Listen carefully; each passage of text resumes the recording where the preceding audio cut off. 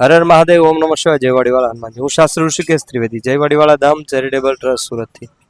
આજે જે વિષય ઉપર આપણે ચર્ચા કરવાની છે કે અંગ્રેજો બ્રિટિશોના શાસનમાંથી જ્યારે આપણો ભારત દેશ આઝાદ થયો 1947ની અંદર ભારત દેશના બે વિભાજન કરવામાં આવ્યા। પૂજ્ય મહાત્મા ગાંધી દ્વારા કહેવામાં આવ્યું કે ભાઈ હિન્દુઓ છે હિન્દુસ્તાનમાં રહેશે અને મુસ્લિમો છે પાકિસ્તાનમાં રહેશે।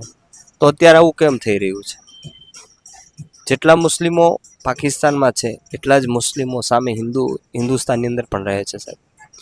કોઈ દેશ, કોઈ રાજ્ય, કોઈ ગામ એવું નથી કે જેમાં મુસ્લિમના ઘર ના હોય। પ્રેમથી, શાંતિથી અને એકતાથી રહે છે, એને આપણે વંદન છે। પણ ઘણા ઘણા બનાવો બન્યા। ધંધુકાની અંદર એક ભડવાર સમાજના યુવકને જાહેર રસ્તા ઉપર ગોળી મારી દેવામાં આવી। એ કોણ હતું?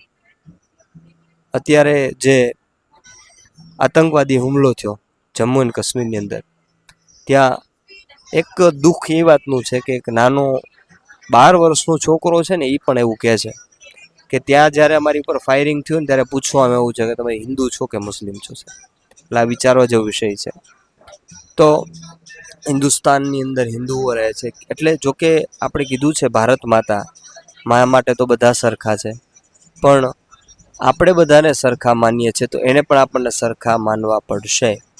જો માનશે નહીં તો એક યાદ રાખજો, ભોગવવું પડશે। સ્પષ્ટ કહું છું, ચોખ્ખું।